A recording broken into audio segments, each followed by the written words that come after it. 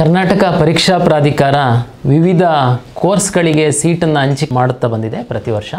ತಮಗೆ ಗೊತ್ತಿರುವಂತೆ 2025ರ ಕರ್ನಾಟಕ ಸಾಮಾನ್ಯ ಪ್ರವೇಶ ಪರೀಕ್ಷೆಗೆ ಅರ್ಜಿ ಸಲ್ಲಿಸಿರುವಂತಹ ಎಲ್ಲ ವಿದ್ಯಾರ್ಥಿಗಳಿಗೆ ಹಾಗೂ ಪೋಷಕರಿಗೆ ಕರ್ನಾಟಕ ಪರೀಕ್ಷಾ ಪ್ರಾಧಿಕಾರದ ವತಿಯಿಂದ ನಮಸ್ಕಾರಗಳು. ತಮಗೆಲ್ಲ ಗೊತ್ತಿರುವಂತೆ 16 ಮತ್ತು 17ನೇ ತಾರೀಕು ಕರ್ನಾಟಕ ಸಾಮಾನ್ಯ ಪ್ರವೇಶ ಪರೀಕ್ಷೆ ನಿಗದಿಯಾಗಿದೆ. ತಾವೆಲ್ಲರೂ ಸಾಕಷ್ಟು ಸಿದ್ಧತೆಯನ್ನು ಮಾಡಿಕೊಂಡಿದ್ದೀರಾ ಅಂತೇಳಿ ನಾನು ಭಾವಿಸ್ತೀನಿ.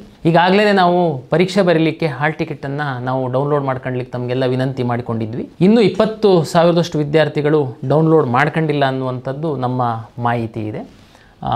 ನನ್ನ ತಮ್ಮೆಲ್ಲರಲ್ಲಿ ಒಂದು ವಿನಂತಿ ಏನು ಮಾಡ್ತೀನಿ ಅಂತಂದರೆ, ಈಗಾಗಲೇ PUC ರಿಸಲ್ಟ್ ಬಂದಿರೋ ಹಿನ್ನೆಲೆಯಲ್ಲಿ ಕೆಲವು ವಿದ್ಯಾರ್ಥಿಗಳು ಮಾರ್ಕ್ಸ್ ಕಡಿಮೆ ಬಂದಿರ್ಬೋದು, ಇಲ್ಲ ಒಂದೆರಡು ಸಬ್ಜೆಕ್ಟು ಹೋಗಿರ್ಬೋದು. ತಾವು ಸ್ವಲ್ಪ ಬೇಜಾರಾಗಿ ಯಾಕೆ CET ಪರೀಕ್ಷೆ ಬರೀಬೇಕು ಅಂತೇಳಿ ಸ್ವಲ್ಪ ಮನಸ್ಥಿತಿ ಬಂದಿರ್ಬೋದು. ನಿಮಗೆ ನಾನು ವಿಶೇಷವಾದ ವಿನಂತಿ ಪ್ರಾಧಿಕಾರದ ವತಿಯಿಂದ ಮಾಡುವಂಥದ್ದು, ತಮಗೆಲ್ಲರಿಗೂ ಗೊತ್ತು, ಕಳೆದ ವರ್ಷ ಸಹ ಪದವಿ ಪೂರ್ವ ಶಿಕ್ಷಣ ಇಲಾಖೆ 3 ಪರೀಕ್ಷೆಗಳನ್ನು ನಡೆಸಿತ್ತು.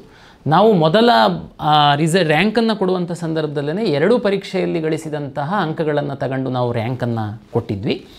ನಂತರ 2 ರೌಂಡ್ ಆದ ನಂತರ 3ನೇ ಪರೀಕ್ಷೆಯನ್ನು ನಡೆಸಿ ಅವರು ರಿಸಲ್ಟ್ ಕೊಟ್ಟರು. ಆ ರಿಸಲ್ಟನ್ನು ತಗೊಂಡು ನಾವು ರ್ಯಾಂಕನ್ನು ಸ್ಪಾಟ್ ರ್ಯಾಂಕನ್ನು ಕೊಟ್ಟು ಆ ವಿದ್ಯಾರ್ಥಿಗಳಿಗೆ ಸಹ ನಾವು ಸೀಟನ್ನು ಅಲಾಟ್ ಮಾಡಿದ್ದೀವಿ. ಎಲ್ಲ ವಿದ್ಯಾರ್ಥಿಗಳು ಪೋಷಕರು ಒಂದು ತಿಳ್ಕೊಳ್ಳಿ, ಕಳೆದ ವರ್ಷ ಸುಮಾರು 16,000ದಷ್ಟು ಇಂಜಿನಿಯರಿಂಗ್ ಸೀಟ್ಗಳು ಅಂದರೆ ಸರ್ಕಾರಿ ಕೋಟದ ಸೀಟ್ಗಳೇ ಅಲಾಟ್ ಆಗಲಿಲ್ಲ. ಅಂದರೆ ಅಷ್ಟು ಸೀಟ್ಗಳು ಇನ್ನೂ ಇತ್ತು. ನರ್ಸಿಂಗಿಗೆ ಸಂಬಂಧಪಟ್ಟಂತೆ ಸಹ ಸಾಕಷ್ಟು ಸೀಟ್ಗಳು ಉಳಿತು. ಹಾಗಾಗಿ ಫಸ್ಟು ರಿಸಲ್ಟ್ ಬಂದು ಪಾಸಾಗಿರೋರೆಲ್ಲ ಸೀಟ್ ತಗೊಂಡ್ಬಿಡ್ತಾರೆ, ನಮಗೇನು ಅಂತ ಸೀಟ್ ಸಿಕ್ಕಲಿಕ್ಕಿಲ್ಲ, ಆ ಥರದ್ದು ಭಾವನೆ ಬೇಡ. ದಯಮಾಡಿ ತಾವು ನೆಕ್ಸ್ಟು 2ನೇ ಎಕ್ಸಾಮ್ ಬರ್ತಾಯಿದೆ, ಮತ್ತು 3ನೇ ಎಕ್ಸಾಮ್ ಸಹ PU ಬೋರ್ಡ್ ಅವ್ರು ಮಾಡ್ತಾರೆ. ಇದೆಲ್ಲದನ್ನು ನಾವು ನಿಮಗೆ ಭವಿಷ್ಯದಲ್ಲಿ ರ್ಯಾಂಕ್ ಕೊಟ್ಟು ನಿಮಗೆ ಸೀಟನ್ನು ಹಂಚಿಕೆ ಮಾಡಬೇಕು ಅಂತಂದರೆ ನೀವು ನಮ್ಮ CET ಎಕ್ಸಾಮನ್ನು ಬರೆದಿರಬೇಕಾಗುತ್ತೆ. ಈ ಹಿನ್ನೆಲೆಯಲ್ಲಿ ನಾನು ಎಲ್ಲ ಪೋಷಕರಿಗೆ ವಿನಂತಿ, ಮಕ್ಕಳಿಗೆ ತಾವು ಸ್ಫೂರ್ತಿಯನ್ನು ತುಂಬಬೇಕು. ಯಾರು PUನಲ್ಲಿ ಬೇರೆ ಬೇರೆ ಕಾರಣಕ್ಕೋಸ್ಕರ ಒಂದೆರಡು ಸಬ್ಜೆಕ್ಟ್ ಫೇಲ್ ಆಗಿತ್ತು, ಇಲ್ಲ ಮಾರ್ಕ್ಸ್ ಕಡಿಮೆ ಬಂದಿತ್ತು ಅಂತಂದರೆ ಅವರು ನಿರಾಶರಾಗುವಂಥ ಅಗತ್ಯ ಇಲ್ಲ. ಸರ್ಕಾರ ಈ ಹಿನ್ನೆಲೆಯಲ್ಲೇ 3 ಪರೀಕ್ಷೆಗಳನ್ನ ಇಲಾಖೆಯಿಂದ ನಡೆಸಲಿಕ್ಕೆ ತೀರ್ಮಾನ ಮಾಡಿರುವಂಥದ್ದು.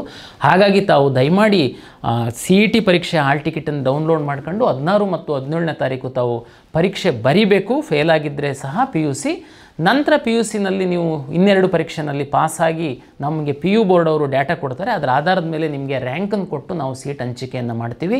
ಕಳೆದ ವರ್ಷದ್ದು ತಾವು ನಮ್ಮ ವೆಬ್ಸೈಟಲ್ಲಿ ನೋಡ್ಬೋದು, ಸಾಕಷ್ಟು ಸೀಟ್ಗಳು ಲಭ್ಯ ಇತ್ತು. ಹಾಗಾಗಿ ಈ ವರ್ಷವೂ ಅದಕ್ಕಿಂತ ಒಂದು 10% ಜಾಸ್ತಿನೇ ಸೀಟ್ ಬರುತ್ತೆ ಹೊರತು ಕಡಿಮೆ ಅಂತೂ ಆಗಲಿಕ್ಕಿಲ್ಲ ಎಲ್ಲ ಕೋರ್ಸ್ಗಳಲ್ಲಿ.